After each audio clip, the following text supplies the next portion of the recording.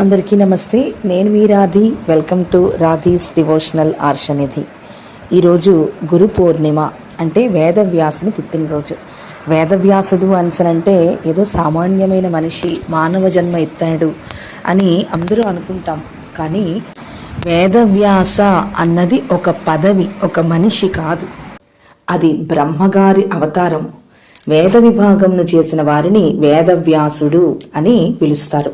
బ్రహ్మగారు 4 ముఖములతో చెప్పిన వేదమును ద్వాపర యుగం చివరిలో ఎవరు విభాగం చేస్తారు అని నారాయణుడు ఆలోచన చేసి తన మనస్సంకల్పం చేత ఒక పురుషుని సృజించారు. ఆయన మొదట నారాయణుని సంకల్పం చేత ఉదయించారు. అప్పుడు ఉదయించిన వాడిని అపాంతరతముడు అని పిలుస్తారు. ఆయనే మొదటి వేదవ్యాసుడు. కాలచక్రంలో కృత త్రేతాయుగముల తర్వాత మళ్ళీ మొదటి ద్వాపరం వచ్చింది. కలియుగం రావాలి, కానీ కలియుగం రాకుండా మళ్ళీ మొదటి ద్వాపరం వచ్చింది. స్వయంభువు అనే మనువు వేదవ్యాస పదవిలోకి వెళ్ళారు.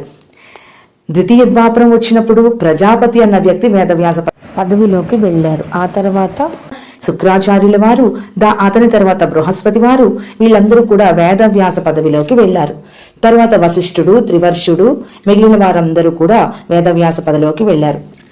మనం బ్రతుకుతున్న ఈ కలియుగంలో చతుర్ముఖ బ్రహ్మగారి అంశతో సాక్షాత్ నారాయణ సంకల్పంగా వచ్చిన వేదవ్యాస పదవి కనుక వ్యాసో నారాయణ స్వయం.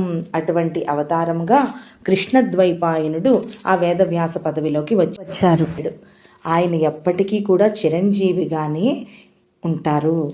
కాబట్టి అటువంటి వేదవ్యాసుని మనం తలుచుకుని ఆయనకి నమస్కారం చేసుకుందాం. అందరికీ కూడా గురు పౌర్ణమి శుభాకాంక్షలు.